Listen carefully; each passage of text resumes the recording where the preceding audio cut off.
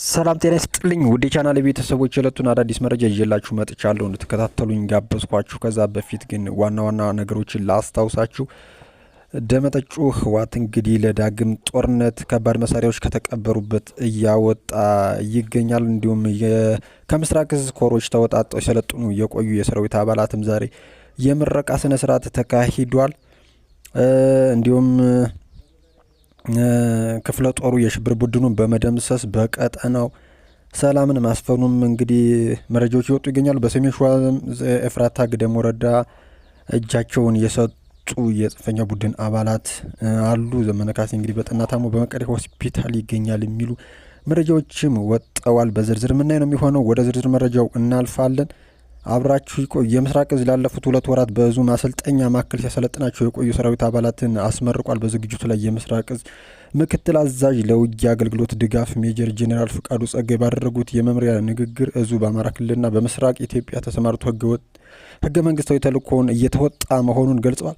እየተዋጋን እንሰለጥናለን፣ እየሰለጠን እንዋጋለን በሚል መርህ ተከታታይ ስልጠናዎችን እያካሄደ የተልእኮ አፈጻጸም ውጤቱን እያሳደገ ይገኛል ብለዋል። የዛሬ ተመራቂዎች የዙን ውጤታማ የተልእኮ አፈጻጸም በማሳደግ ትልቅ አስተዋጽኦ አላቸው ያሉት ጄኔራል መኮንን የሀገራችንን ሰላምና እድገት የማይመኙ ጸረ ኢትዮጵያ ኃይሎች የውጭ ባንዳ ይሁን የውስጥ ባንዳ ጥምረት ፈጥረው የጀመሩትን እኩይ ሴራ እያከሸፈ ያለው ሰራዊታችን ላይ ተጨማሪ አቅም እንድንፈጥር እንደፈጠርን እምነቴ ነው ሲሉ ተናግረዋል። የምስራቅ እዝ ማሰልጠኛ ማዕከል አዛዥ ኮሎኔል አሊ ሰይድ ሰልጣኞቹ በቆይታቸው የአካል ብቃት የወታደራዊ ቁመና እንዲሁም የስነ ልቦና ስልጠናዎችን ወስደው አቅም የፈጠሩ መሆናቸውንም ገልጸዋል።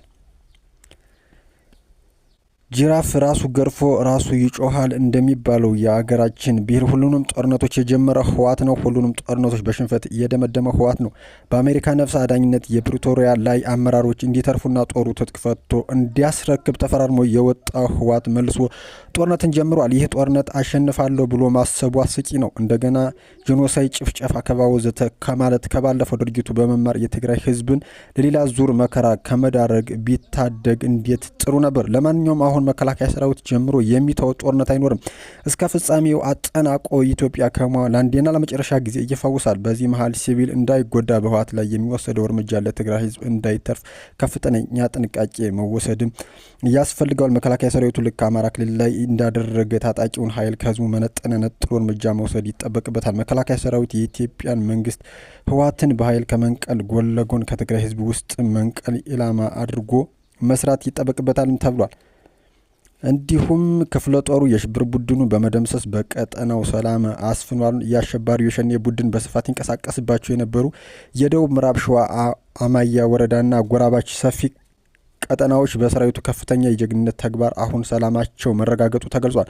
ከዚህ ቀደም በቀጠናው የትምህርት፣ የጤና፣ የግብይትና ሌሎች አገልግሎቶች ተቋርጠው ህዝቡ በስጋት የሚኖርበት ቦታ ሲሆን አሁን ግን ጠላት ተደምስሶና ተማርኮ ተቋማት ተከፍተው የአካባቢው ማህበረሰብ ያለምንም ችግር ተንቀሳቅሶ የዕለት ተግባሩን እየፈጸመ እንደሚገኝ የክፍለ ጦሩ ምክትል አዛዥ ለውጊያ ድጋፍ ሌተናል ኮሎኔል መንግስቱ ጌታቸው ገልጸዋል። የማዕከላዊ እዝ ጀግና ብሎ ከሸለማቸው ክፍሎች መካከል ክፍለ ጦሩ በቀዳሚነት ይጠቀሳል። ይህም ለምንመራው አሃድ ትልቅ የሞራል ስንቅ በመሆኑ ቀጣይ ለሚሰጠን ማንኛውም ግዳጅ አስተማማኝ ወትሮ ዝግጅት ፈጥረናል ሲሉም ሌተናል ኮሎኔል መንግስቱ ጌታቸው ተናግረዋል። በርካታ የጠላት ኃይልን በየጊዜው ከመደምሰስና ከመማረክ ባለፈ ሰፊ ቁጥር ያላቸው የቡድኑን ነፍስ ወከፍ መሳሪያዎችን በመማረክ ጀግንነት በመፈጸም የክፍለ ጦሩ 4ኛ ሬጅመንት እንደ እዝ ተሸላሚ ነው ያሉት ደግሞ የሬጅመንቱ አዛዥ ሻምበል ሞገስ ሲሳይ ናቸው። የአካባቢው ነዋሪዎች ለተገኘው ሰላም ሰራዊቱን በማመስገን ቀጣይ ከመከላከያ ጋር አብሮ በመስራት አሸባሪው ሸኔን ማጥፋት እንደሚገባም ነው የተናገሩት።